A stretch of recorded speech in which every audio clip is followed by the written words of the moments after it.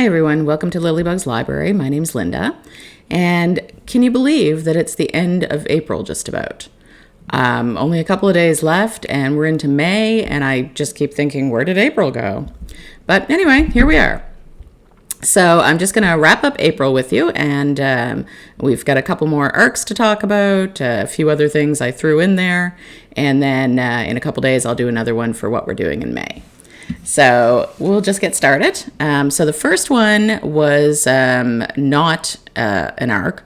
It was called Death Overdue, and it was by Alison Brooke. And it was 5 out of 5. It was excellent. I listened to it on Audible, and it's about Carrie, who is offered a job at a local library where she's been working, but now she's offered a job as the head of programs and events. And she was initially thinking, she wasn't gonna, stay in town. She, had enough. But then when they offered her this job, it was kind of everything she wanted, and she didn't really want to turn it down. So she decided to take it. So all well and good, but the first event that she holds is this police officer who is coming in to talk about a murder that had happened a long time ago. And apparently at the time he kind of wasn't his good self, and he kind of botched the whole thing. So now he's trying to make up for it and figure out who it was that killed this person.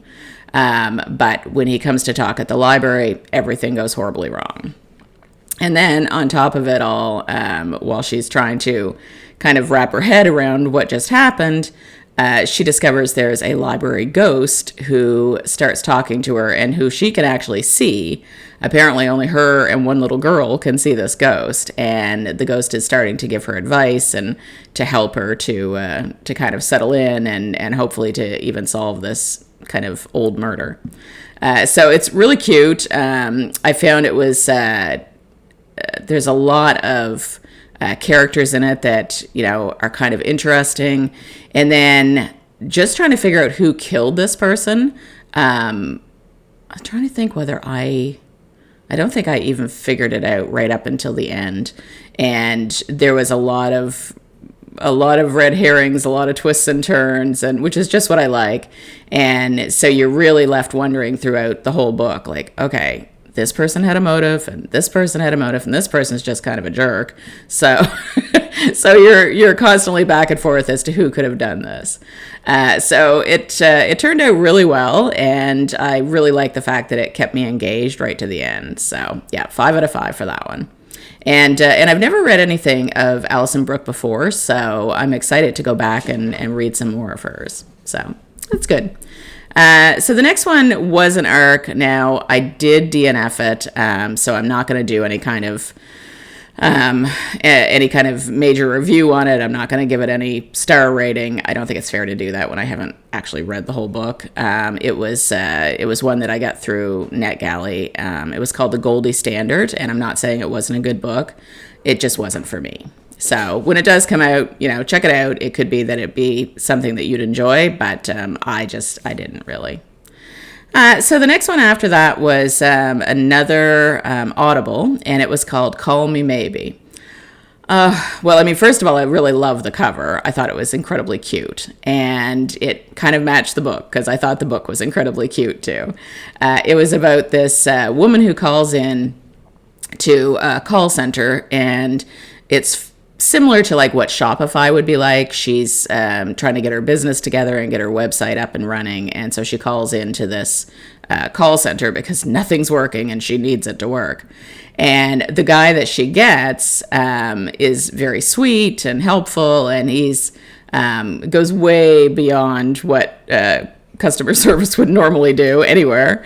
And she ends up on the phone with him for hours, and then she's flirting and he's flirting, and it just kind of goes from there. But their banter and everything about it is just very sweet.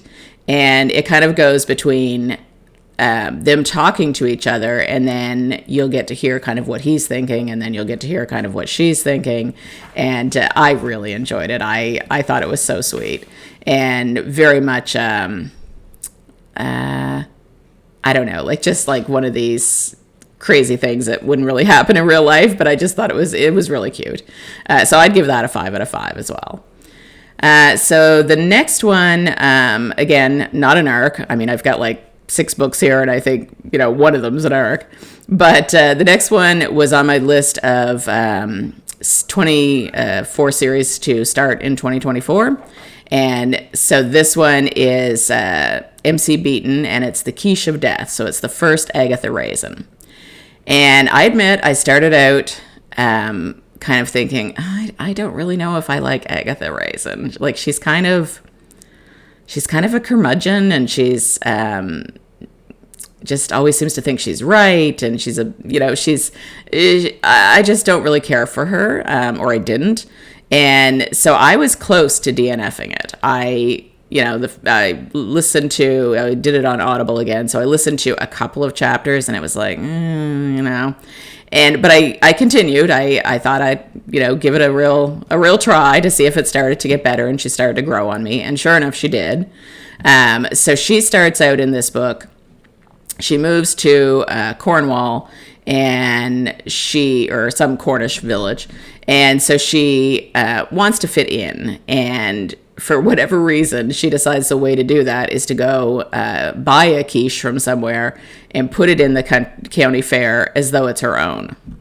Not a smart move, but that's what she did. And so that's fine.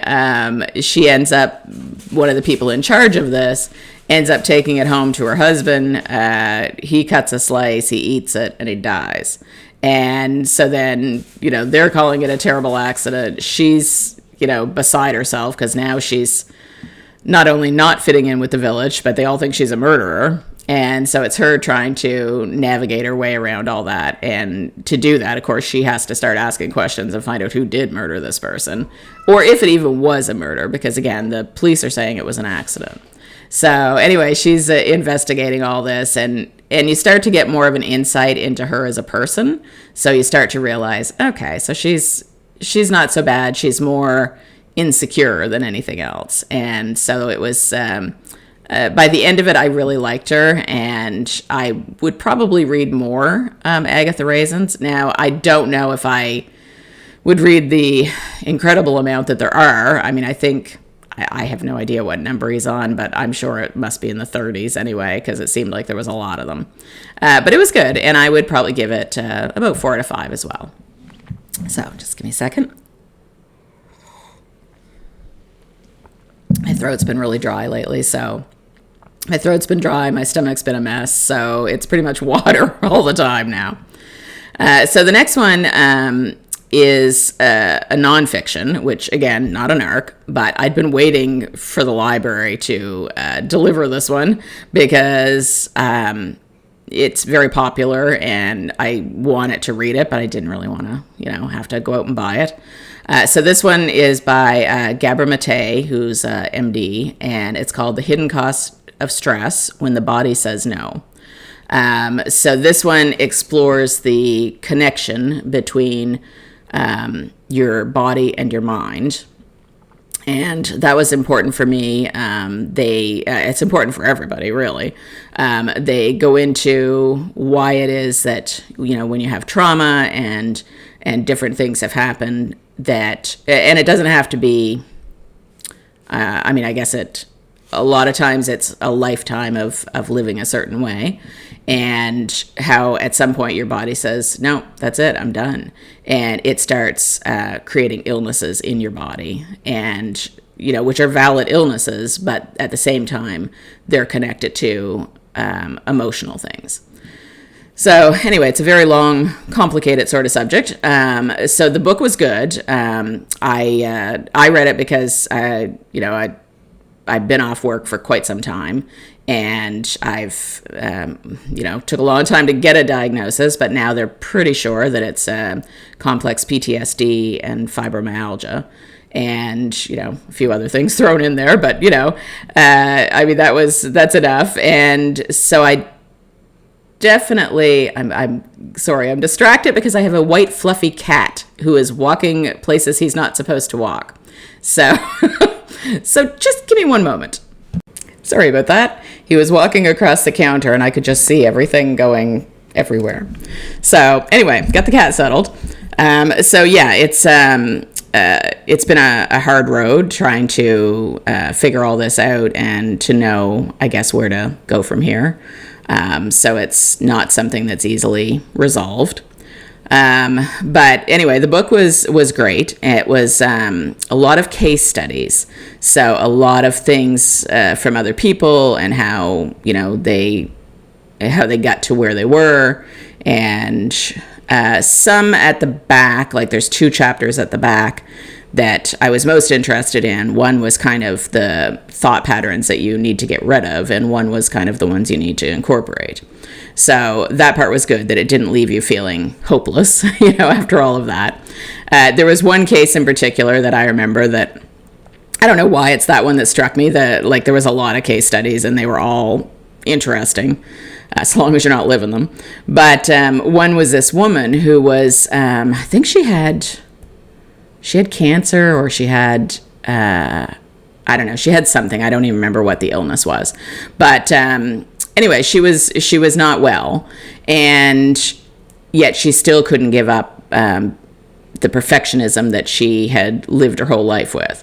So her husband was trying to help out, and he would vacuum and, try to straighten up for her. But then he would leave and she would get up and vacuum all over again because it wasn't perfect.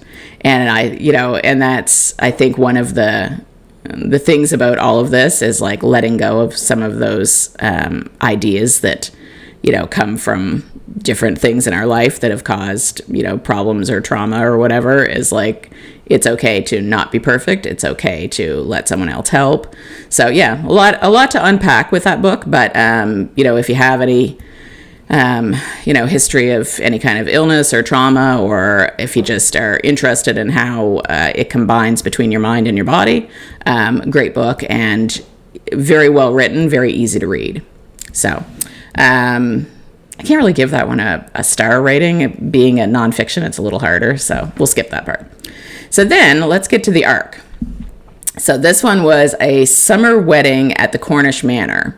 And it was sweet. It was not something I had read before. And I read so many cozy mysteries. I think that about halfway through a book, I'm looking for the murder. And it's like, there's not always a murder.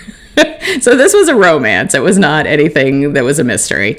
But it's about Jess and her fiance Riley. And they're trying to get everything up and running at this home. They call it Renwenneth Manor, I think. And they're trying to get everything ready for them to be able to move in there. Right now they're living in a different spot, which is still on the same property, but it's just a different home. And so they're renovating this whole thing. They're trying to get it ready. And in the meantime, they're trying to plan a wedding. Talk about stress. And then on top of it all, she has a daughter from a previous marriage. He has a son from a previous marriage, and his ex-wife is not letting him see the son half the time, so he's got a lot of baggage. And he's kind of been made to feel that it was all his fault, so that's coming across sometimes too. And then, top it all off with her grandfather being there and them trying to help him realize that, that he's a valued member of the family and that they don't want him to go back and live alone, that they really want him close by. But he's kind of digging in his heels a little bit, and he doesn't want to get in the way. And, so there's a lot to unpack. And then there's I don't know if they called it a manor. I'm not sure. But similar to, if anybody's read the Noodle Shop Mysteries, there was the Asian village where there's all these different shops and things. Kind of reminded me of that. There is a spot that she owns, but it's got all these different little vendors in these spots. So there's one that's like a bakery, and there's one that's a little yoga studio. There's a whole bunch of them. And so she's managing that as well. And so it's so much on her shoulders. And, she does a great job. But at the same time, I just thought, oh, my goodness, how are you even keeping your head above water with all this? There's so many things going on. So I liked it, but I didn't love it. Only because to me, it's I didn't find, I found it a little boring in parts. There's no other way to say it. I mean, it was like, and that's on me, not necessarily the book, but even with all those things going on, there were times that I just thought the pace needed to be a little faster for me. But the characters are great. They were all really interesting and really felt like a big extended family, which was terrific, like really good writing that way, because you really were invested in everybody and their story, and there was a lot of different little storylines, and I didn't feel like anybody was kind of left out of that. So I enjoyed that part of it. And then, it was interesting to see kind of how it all came together, and, like, are they going to get the house ready? Are they going to get the wedding ready on time? Like, there was a lot of different things. And so I enjoyed all of those things. I just think there was a little bit of problem for me with how it was paced. So I would give it 4 out of 5 still, even with that. So I thought it was really good. It just, like I said, it was, maybe it's for me reading so many action things that I couldn't slow my brain down enough for this. But anyway, I enjoyed it. So that's the books that I finished up with in April. Still reading one arc that it's not, I don't need to finish it right away, so it'll just continue through till May until I'm finished it. But otherwise, we are set to go for May. So I will be back in a couple of days to tell you what we're going to do for May. So have a great day, friends. Bye-bye.